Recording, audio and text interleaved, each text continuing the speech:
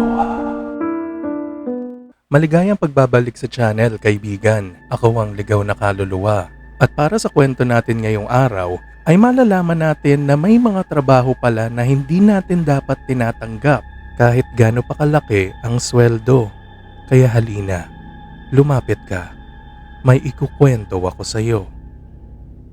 Kakatanggap ko lang ng night shift bilang guard sa isang luma at abandonadong istasyon ng pulis. Bagong graduate ako ng criminology at kailangan ko ng trabaho para makapagsimula. Doon ko napansin ng isang post sa Facebook, night shift para sa mga retired na pulis or criminology graduate sa isang abandonadong presinto. Ang sweldo ay 10,000 kada gabi. Nagulat ako sa halaga. Agad ko silang minessage. Mabilis na dumating ang reply.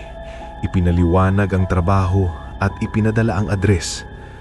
6 na oras akong mananatili roon bilang security sa isang abandonadong istasyon. Pumayag ako. 11:50 ng gabi kinabukasan, nakarating ako sa address. Luma ng gusali, puno ng graffiti at lumot. Paglapit ko sa pasukan, isang matandang opisyal ang nagbukas ng pinto. "Ikaw siguro si Greg, ang night officer?" "Opo, ako yun." "Mabuti naman. Sumama ka sa akin. Ipapakita ko sa iyo ang presinto." Pagpasok ko pa lang, isang mamasa-masa at nakakasakal na amoy ang bumalot sa baga ko. "Ito ang magiging kwarto mo.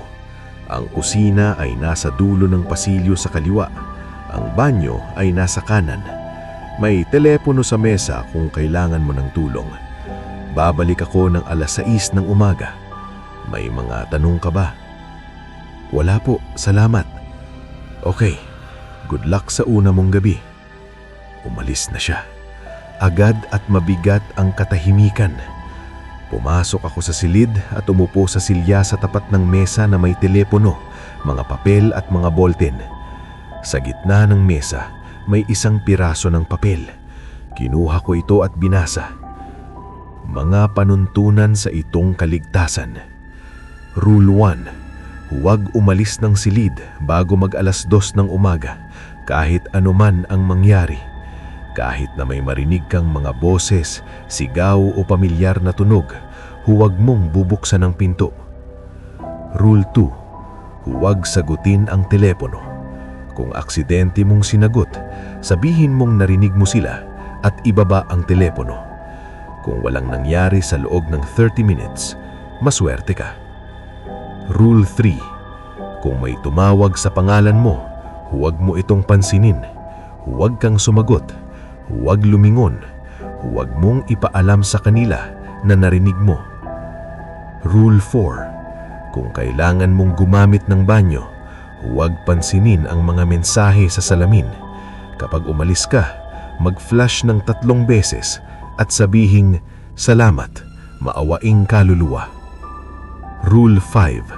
Huwag kumain ng kahit ano mula sa refrigerator. Hindi nila gusto na may gumagalaw ng kanila. Rule 6. Kung mamamatay ang ilaw, umupo ka sa isang sulok at hintaying bumalik ang mga ito. Rule 7. Malapit nang matapos ang iyong shift, may magpapanggap na siya ang lalaking nagpapasok sa iyo. Huwag mo siyang paniwalaan. Sabihin mo sa kanya na umalis agad. Kung hindi siya umalis, bumalik ka sa kwarto at ilak ang pinto hanggang sa lumitaw ang tunay na lalaki na kakatok ng 5 beses. Hindi ko ito sineryoso. Pinagtitripan yata ako ni Manong. Isinara ko ang pinto, umupo at nagsimulang magbasa ng libro. Maya-maya, nakarinig ako ng kakaibang ingay sa dulo ng pasilyo. Naalala ko ang mga patakaran at hindi ko ito pinansin. Pagkatapos, sa katahimikan, isang mahinang boses ang bumulong. "Greg." Natigilan ang kilos ng katawan ko, ngulit nagkunwari akong hindi ko ito narinig. Isang malakas na katuka tumugtog sa pinto. Nagmamakaawa na papasukin ko. Bumilis ang tibok ng puso ko. Nanatili akong tahimik hanggang sa tumigil ang lahat. Tumulog ang telepono. Muntik ko na itong sagutin pero naalala ko ang mga patakaran sa tamang oras. Naghintay ako hanggang sa tumigil ito. Doon ko nakita ang isang tao sa labas mula sa bintana na salamin ng kwarto. Ang ex ko pala, si Clarice. Walang pagdadalawang isip, tumayo ako at binuksan ang pinto. Clarice? Walang tao roon. Tiningnan ko ang relo ko, 1:47 a.m. Nalabag ko na agad ang unang patakaran. Dahil sa takot, pumunta ako sa banyo. Sa loob ng kwadra, may nakita akong nakasulat sa itaas ng inidoro. Dapat nasa kwarto ka. Naninig ako. Mabilis ako natapos at sinubukang umalis pero ayaw bumukas ng pinto. Sa salamin, may lumabas na isa pang mensahe. Kukunin ka namin ngayong gabi. Naramdaman kong may humawak sa balikat ko. Lumingon ako sa gulat at binubunot ang baril ko. Walang tao roon. Lumamig ng husto ang hangin. Biglang kusang bumukas ang pinto. Nagmadali akong lumabas at nadaanan ng kusina. Nakabukas ang microwave. Nagpapainit ng sandwich. Pinatay ko ito at umalis nang hindi ginagalom ang pagkain. Sa pasilyo, namatay ang mga ilaw. Natisod ako at nadapa. Narinig ko ang pagtawag ng nanay ko sa pangalan ko. 3 taon na siyang patay. Gumapang ako sa isang sulok at nanatiling tahimik. Nagsimulang tumugtog ang mahinang musika. Umalingaw-ngaw ang tawanan ng mga bata sa buong gusili. Tinakpan ko ang aking mga tenga hanggang sa bumalik ang mga ilaw. Tumakbo ako sa kwarto at nilak ang pinto. Tumunog muli ang telepono. Hindi ko sinagot. Nung tumigil ang ring ay sinubukan kong tawagan ng opisyal na kumuha sa akin. Diretso sa voicemail. Wala na rin signal ang cellphone ko. 3:30 na ng umaga. Nagpatuloy ang mga boses at tawanan. 4:00 ng umaga, naramdaman kong may bumulong ng direkta sa aking tenga. Nanatili akong nanigas hanggang sa may tumulak sa akin.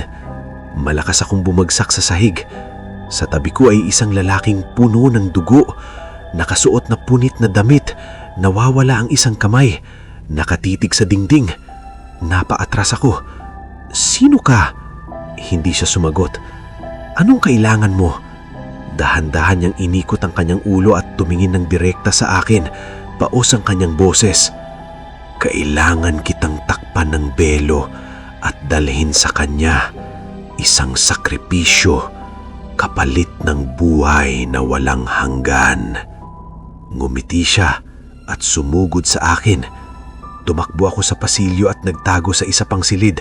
Nilak ang pinto sa likuran ko. Maya-maya, nakarinig ako ng mga yabag. Anino ng 2 paa ang lumitaw sa ilalim ng pinto. Nakikita kita. Isang marahis na kalabog ang yumanig sa pinto. Tumalon ako sa isang bintana at napunta sa isa pang silid na may lumang telebisyon at isang mesa na may 2 upuan. Kusang bumukas ang TV. Ipinakita nito ang mga lumang kuha ng isang pulis na naglalakad sa istasyon. Ang mga bangkay ay nakakalat sa sahig.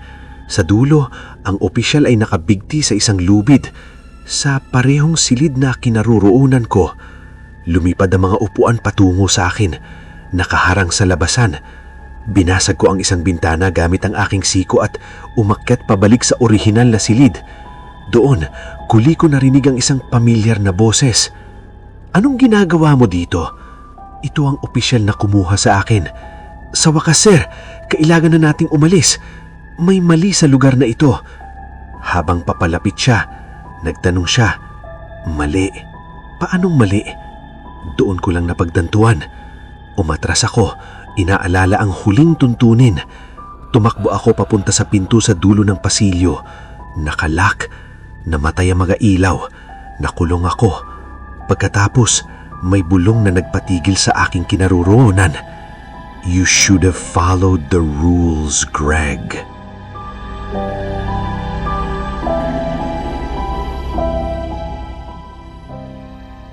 Maraming salamat sa pakikinig, kaibigan.